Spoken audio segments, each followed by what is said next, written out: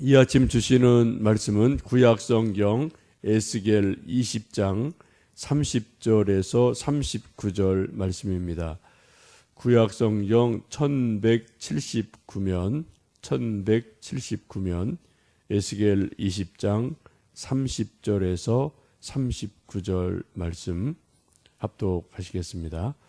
그러므로 너는 이스라엘 족속에게 이르라. 주 여호와께서 이같이 말씀하셨느니라. 너희가 조상들의 풍속을 따라 너희 자신을 더럽히며 그 모든 가증한 것을 따라 행음하느냐.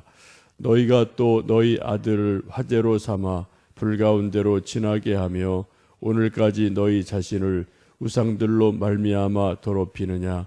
이스라엘 족속아, 너희가 내게 묻기를 내가 용납하겠느냐. 주 여호와의 말씀이니라. 내가 나의 삶을 두고 맹세하노니 너희가 내게 묻기를 내가 용납하지 아니하리라. 너희가 스스로 이르기를 우리가 이방인 곧 여러 나라 족속같이 되어서 목적을 경배하리라 하거니와 너희 마음에 품은 것을 결코 이루지 못하리라. 주 여호와의 말씀이니라. 내가 나의 삶을 두고 맹세하노니 내가 능한 손과 편팔로 분노를 쏟아 너희를 반드시 다스릴지니라. 능한 손과 편팔로 분노를 쏟아 너희를 여러 나라에서 나오게 하며 너희를 흩어진 여러 지방에서 모아내고 너희를 인도하여 여러 나라 광야에 이르러 거기에서 너희를 대면하여 심판하되 내가 애굽 땅 광야에서 너희 조상들을 심판한 것 같이 너희를 심판하리라. 주 여호와의 말씀이니라. 내가 너희를 막대기 아래로 지나가게 하며 언약의 줄로 매려니와 너희 가운데에서 반역하는 자와 내게 범죄하는 자를 모두 제하여 버릴지라. 그들을 그 머물러 섰던 땅에서는 나오게 하여도 이스라엘 땅에는 들어가지 못하게 하리니 너희가 나는 여호와인 줄을 알리라. 주 여호와께서 이같이 말씀하셨느니라. 이스라엘 족속아, 너희가 내 말을 듣지 아니하려거든 가서 각각 그 우상을 섬기라. 그렇게 하려거든 이후에 다시는 너희 예물과 너희 우상들로 내 거룩한 이름을 더럽히지 말지니라. 아멘. 우리가 살고 있는 이 시대를 소위 21세기라고 말을 합니다. 옛날 조선 시대도 있었고 그 위로 쭉 거슬러 올라가면은 소위 고구려 백제 신라 삼국 시대가 있고요. 더 거슬러 올라가면 구석기 시대, 신석기 시대 이런 시대가 옛날 나름대로 있었습니다.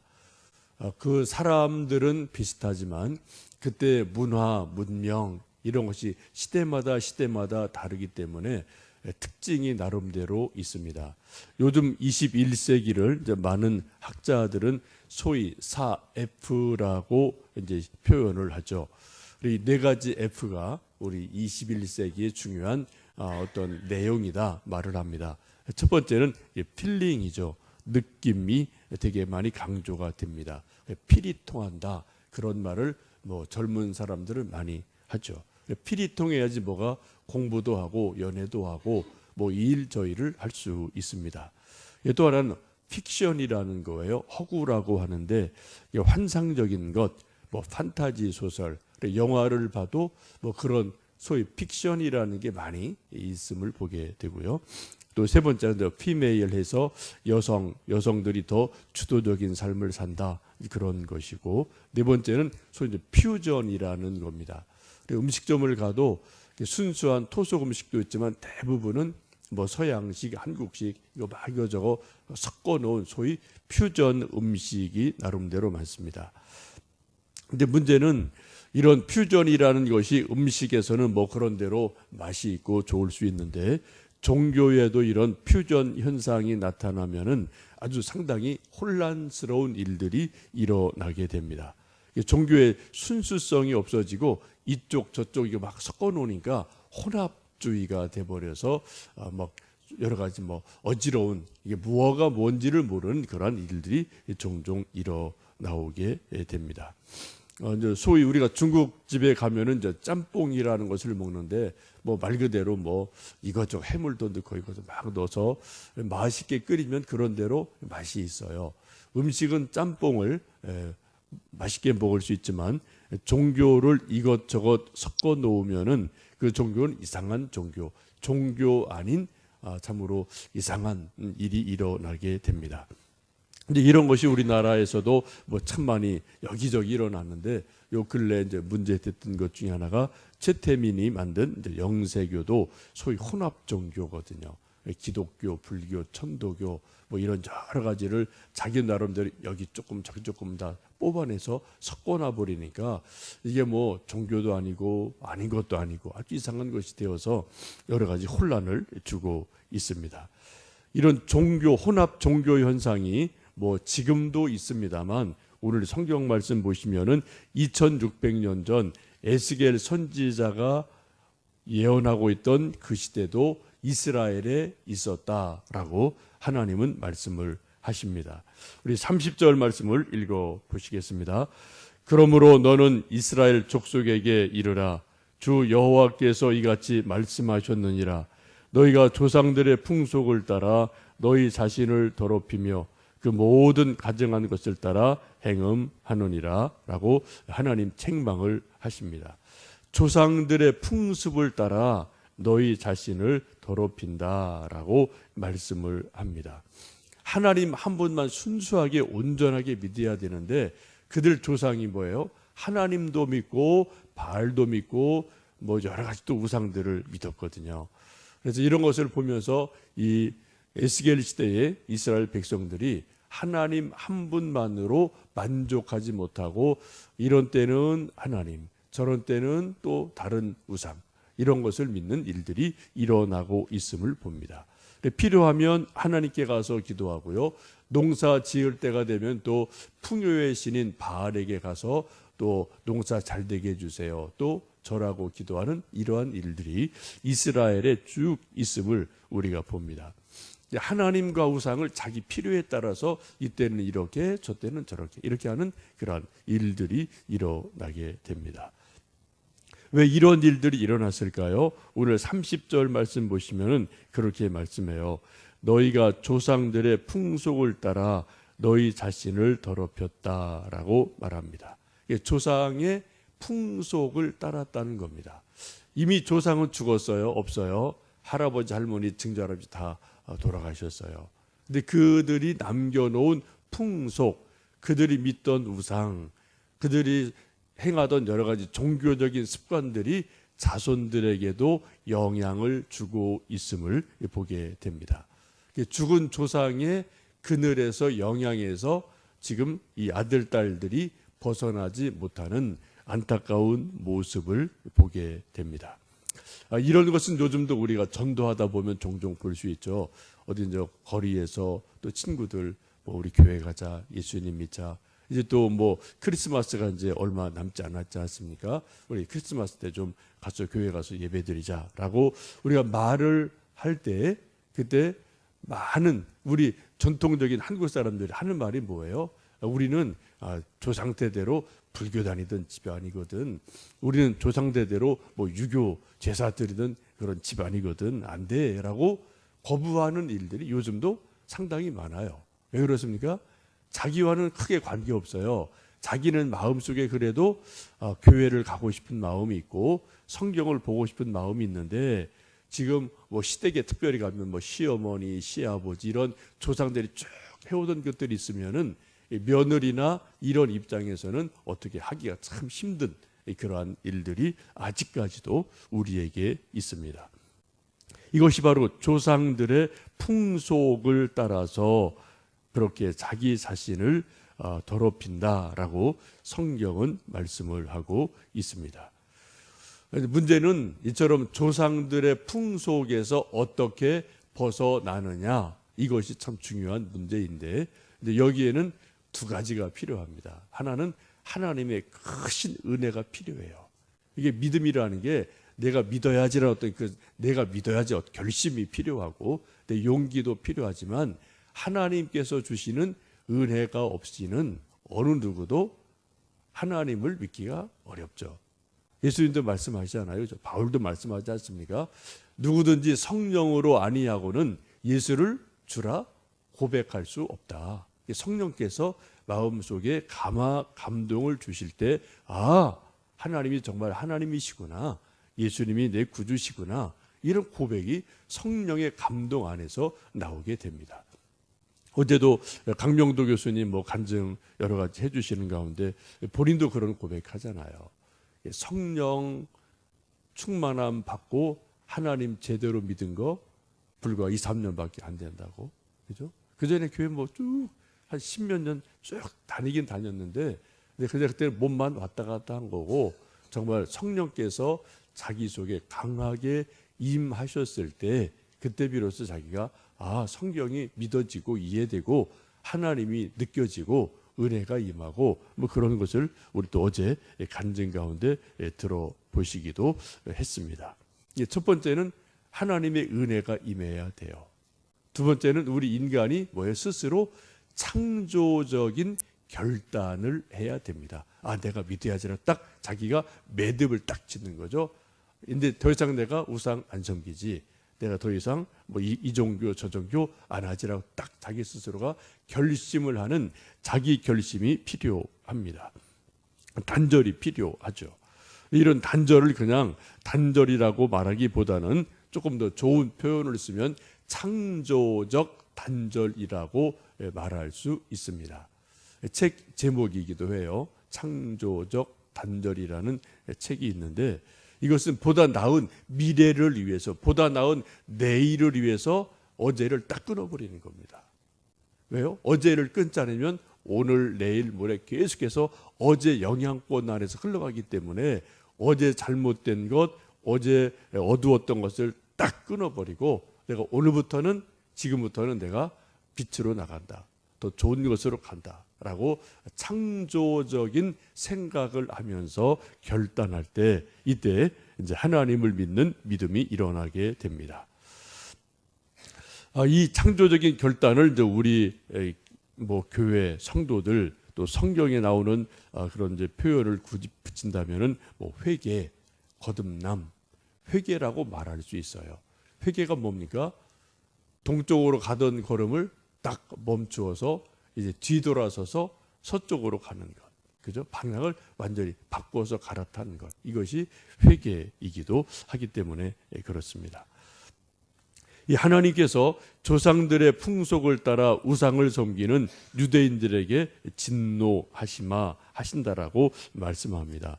33절, 34절 보시면 그렇게 말씀합니다. 함께 33절, 34절 읽어보십니다.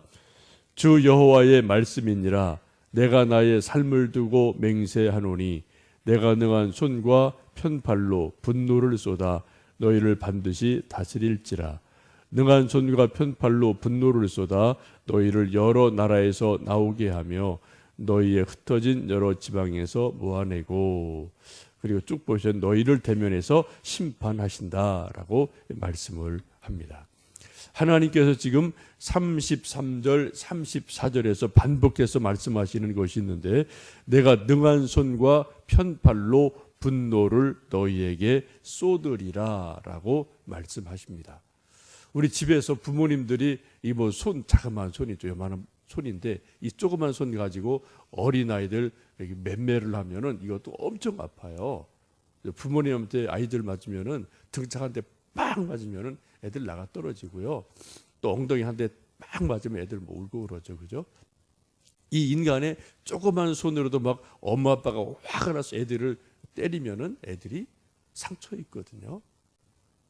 이 엄마가 아빠가 분노할 때 있거든요. 애들한테요. 그죠? 근데 하나님이 지금 어떻게, 하나님께서 내 능한 손과 편팔로 분노를 쏟아낼 거다라고 말씀을 하셔요. 왜요? 조상들의 풍속을 따라 우상을 섬기는 모습을 하나님이 보시면서 하나님 떠난 백성에게 분노의 손을, 능력의 손을, 편팔로 분노를 쏟아내서 너희를 징계하시리라 라고 말씀을 합니다. 한번 여러분 상상을 해보세요. 하나님의 손이 얼마나 크실까요?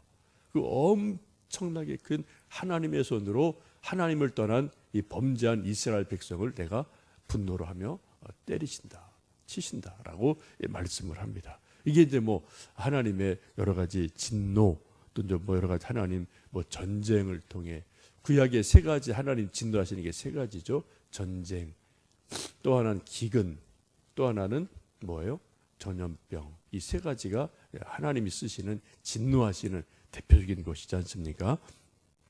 이렇게 진노하시는 하나님이시기에 우리가 빨리 회개하고 돌이켜야 됨을 깨닫게 됩니다.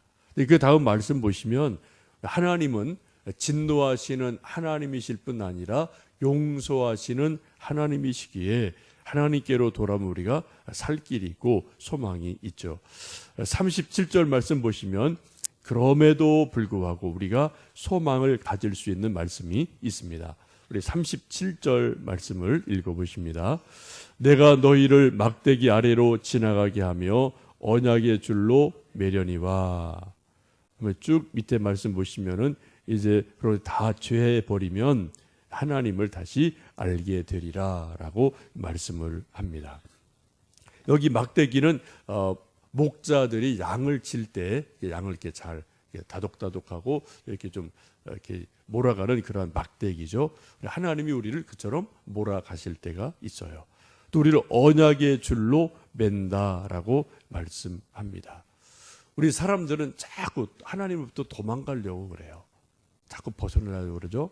근데 하나님 우리를 어떻게 해요? 언약의 줄로 우리를 꽁꽁 묶어 놓으신다라고 말씀합니다. 여러분 뭐 시골에서 옛날에 소를 키울 때 보면 그냥 놔두지 않죠. 다 이렇게 곳들에서 줄 매어 놓고요.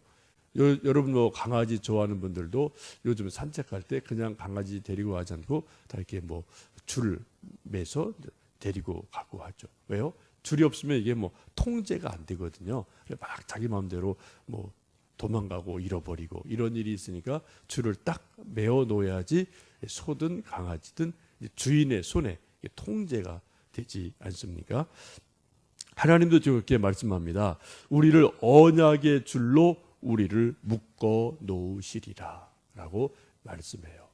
언약의 줄로 우리를 묶어 놓으시면 우리는 살 소망이 있습니다. 요즘 운전할 때 여러분 뭐 다 매일매일 하시지만 안전띠를 하셔야 돼요. 이 안전띠가 조금 불편하죠. 근데 안전띠가 뭡니까? 생명띠예요. 이거 없으면은 만약에 사고 났을 때 크게 다치든지 죽거든요. 그래서 꼭 운전할 때는 생명띠, 안전띠를 메고 있죠. 마찬가지로 하나님께서 언약의 줄로 우리를 꽁꽁 묶어 주시면 우리가 비록 멀리 나갔다가 다시 돌아오게 되고 다시 회개하고 생명의 자리로 돌아오는 일들이 있습니다. 우리가 찬송 오늘 28장 복의 근원 강림하사 찬송을 부르셨는데 저는 3절 가사가 참 좋아요. 부를 때마다 은혜가 됩니다. 3절 가사 보시면 그런 가사가 있죠. 주의 은혜 사슬 되사 나를 주께 매서서. 뭐가요? 주님의 은혜가 사슬이 돼서, 사슬은 아주 굵은 거죠, 그죠? 사슬이 돼서 나를 주님께 꽁꽁 묶어주세요 라고 찬송하거든요.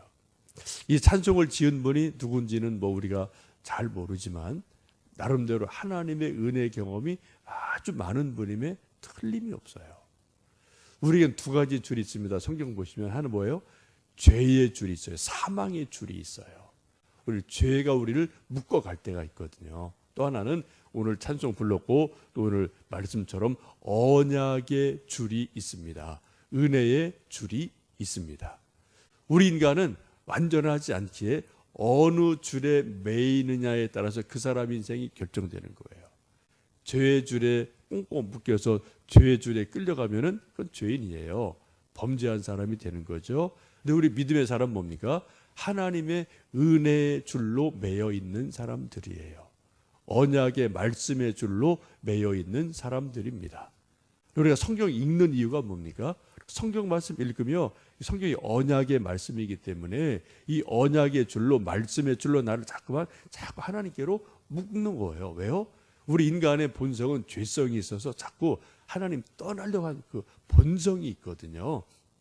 우리가 그러지 않기 위해서 우리가 말씀으로 자꾸 우리를 묶어가지 않으면 어느 누구도 이 세상에서 하나님 매이지 않고 그냥 자기 마음대로 살려고 하는 있기 때문에 그렇게 됩니다. 이 아침 기도하시면서 여러분, 나를 하나님께로 묶어주는 은혜의 줄, 언약의 줄, 말씀의 줄, 그게 무엇인지 한번 곰곰이 생각해 보시고, 하나님, 나를 은혜의 줄로 하나님께 꼭꼭 묶어주세요. 이 언약의 말씀의 줄로 나를, 내 마음을 하나님께 꼭꼭 묶어주세요. 그런 기도를 하면서 또 믿음으로 승리하시는 하루 되시기를 원합니다. 함께 기도하겠습니다.